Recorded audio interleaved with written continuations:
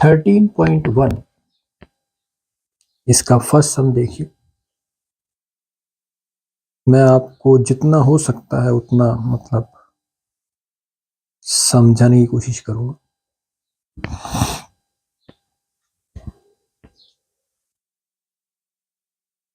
क्योंकि ग्राफ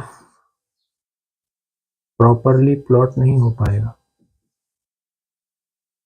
इसलिए मैं ऐसा कह रहा हूं। तो मैं रफली ट्राई करता हूं मन में।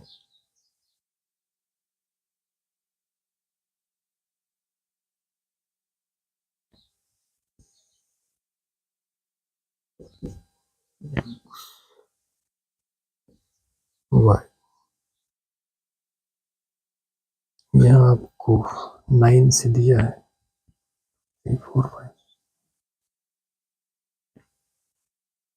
1 2 3 4 5 6 7 9 10 11 12 1 2 3 ये AM, ये AM, ये AM, ये 12 नून और उसके बाद ये PM, ये PM और ये PM। और यहाँ स्टार्टिंग में नॉट टू स्केल है,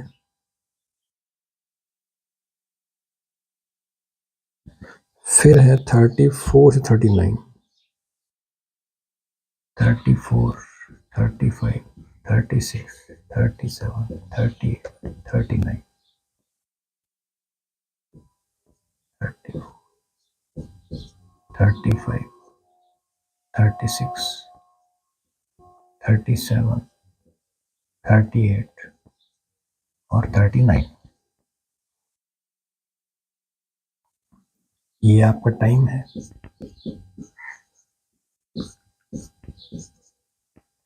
और इधर आपका टेम्परेचर है।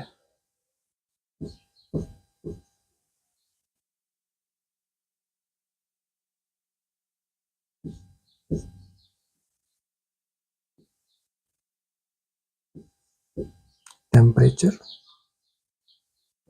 इन डिग्री सेल्सियस इस तरह से।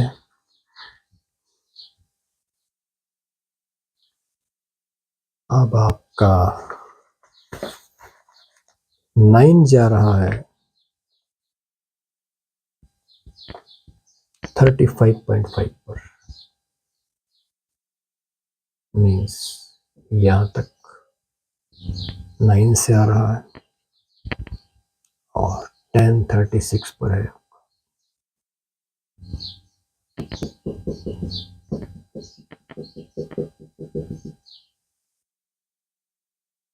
11:39 पर है। 11 आपका 30 9 पर है।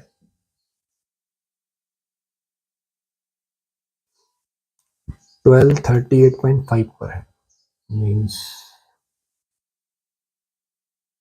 ये 12 हो गया। 1:36.5 पर है,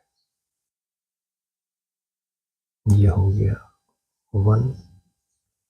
1 से 2 तक स्ट्रेट है आपका, और 2 से 3 फिर 37 पर है। तो इस तरह का ये आपका एक ग्राफ है। इन पॉइंट्स को हम मिलाते हैं और फिर हम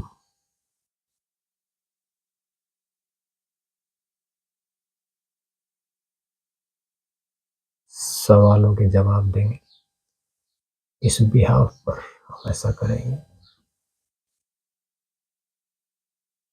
ये आपका ग्राफ प्लॉट हुआ। अब आप देखिए A part. What was the patient's temperature at 1 PM। तो 1 PM पर टेम्परेचर जो है वो आपका ये इस तरह से आएगा। 36 और 37 के बीच यहाँ पर ये आपका है 36.5। तो फर्स्ट का आंसर होगा आपका मीन्स ए का 36.5 डिग्री सेल्सियस।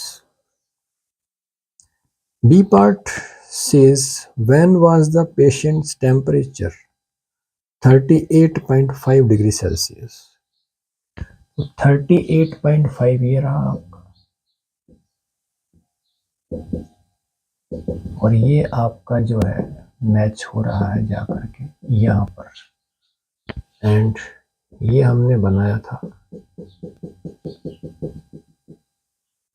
12 नून के लिए। तो बी पार्ट का आंसर हम लिख देंगे 12 नून। अब C part, the patient's temperature was the same 2 times during the period given. What were these 2 times? आप देखिए यहाँ टेम्परेचर सेम चल रहा है, तो ये है 1 PM एंड 2 PM। तो सी का आंसर हुआ 1 PM एंड 2 PM जब सेम चल रहा है। डी है what was the temperature at 1:30 PM। अब 1 से 2 तक सेम चल रहा है, तो 1:30 इसके बीच में आएगा।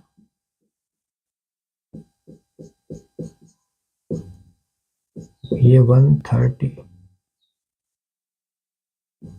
PM, तो 1:30 पर भी टेम्परेचर यही होगा 36.5 degree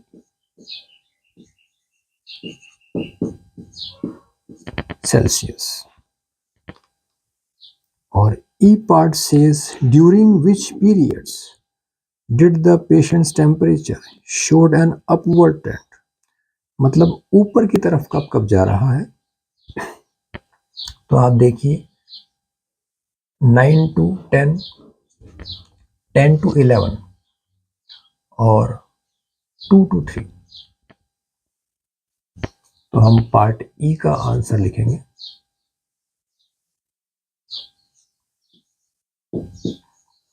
9 AM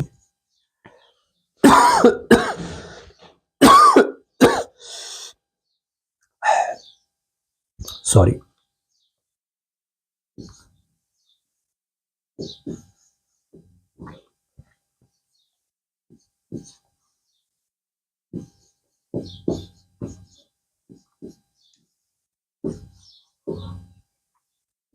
and 2 PM to 3 PM। सो आपका ये फर्स्ट सम कंप्लीट। अब एक और ग्राफ प्लॉट कर लेते हैं 13.2 के लिए।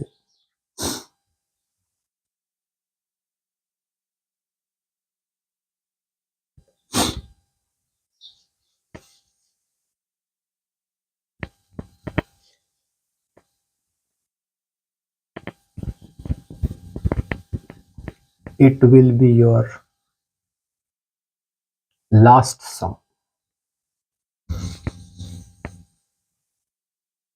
और मेरी यही इच्छा है कि मतलब जो भी मेहनत हमने की है, आप सबके लाइक्स मुझे मिल रहे हैं, इट मीन्स आपने भी वीडियो देखे हैं, देख रहे हैं।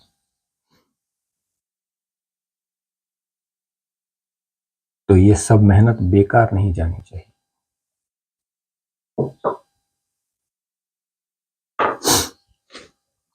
So first B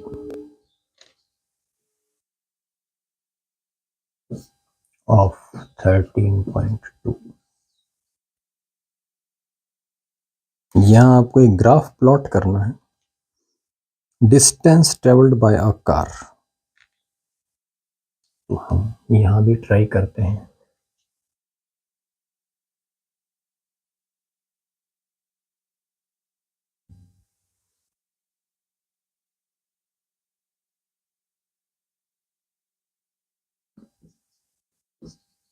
x Y,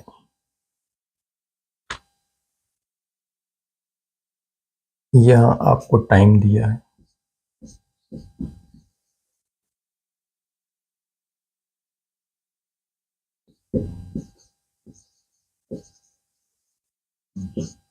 in hours.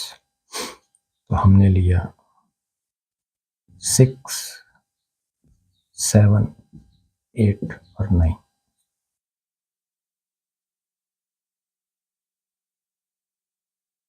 6 AM, 7 AM, 8 AM and 9 AM। और यहाँ डिस्टेंस है आपके किलोमीटर्स में।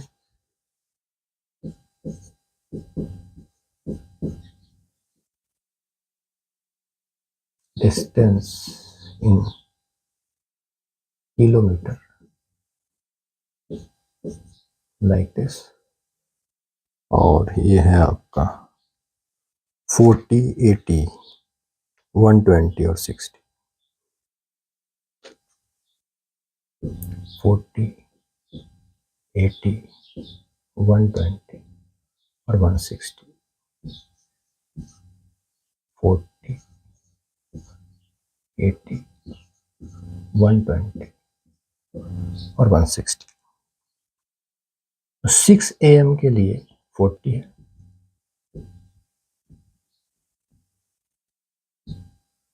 7 के लिए 80 है,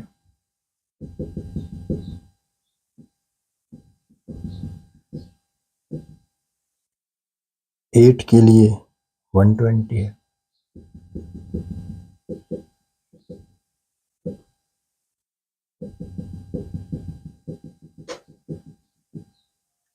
और 9 के लिए 160 है।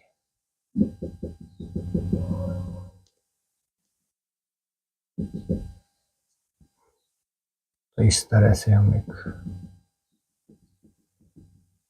ग्राफ प्लॉट कर सकते हैं ग्राफ पेपर पर। यहाँ तो मैं रफली कर रहा हूँ। तो आपका ये लगभग एक स्ट्रेट लाइन टाइप आपका आएगा। और ये पॉइंट्स है। बहुत अच्छा ग्राफ नहीं बना पाया मैं, उसके लिए माफ़ी चाहता हूँ। जैसा हुआ मैंने कोशिश की।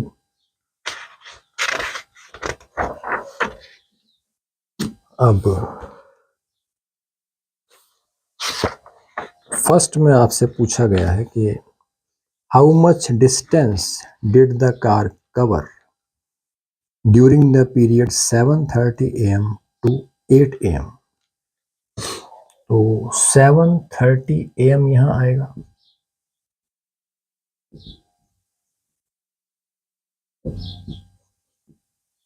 अब इस ग्राफ की हेल्प से अगर हम चलते हैं तो डिस्टेंस जो है वो यहाँ आपकी ग्राफ पेपर पर एग्जैक्टली 100 आ जाएगी।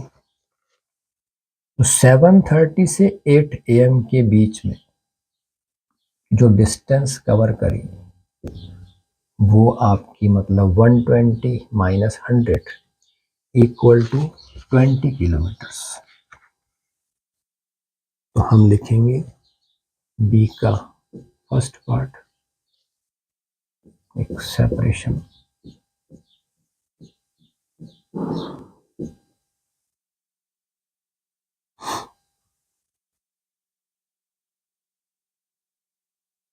Distance covered by car.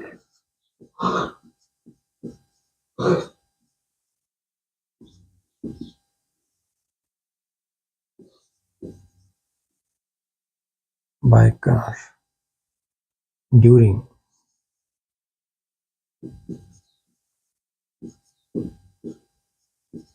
7:30 a.m. to 8 a.m.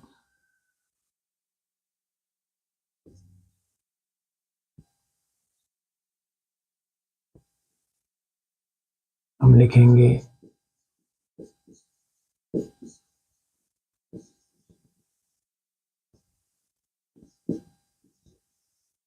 with the help of graph.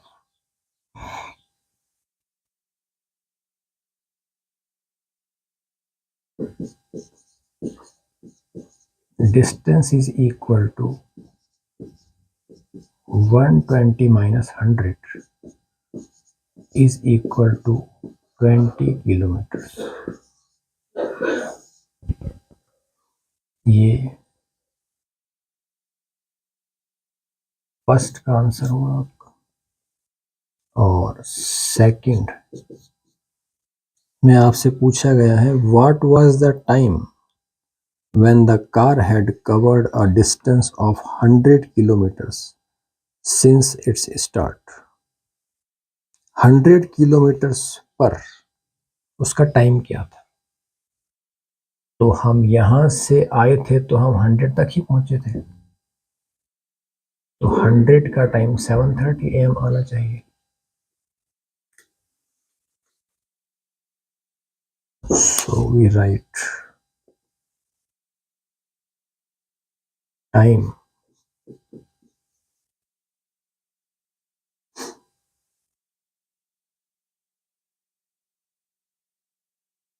तो लेंदी बहुत हो जाएगा, लंबा हो जाएगा. Time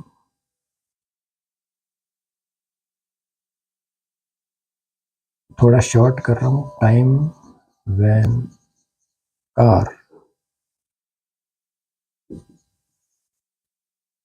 covered 100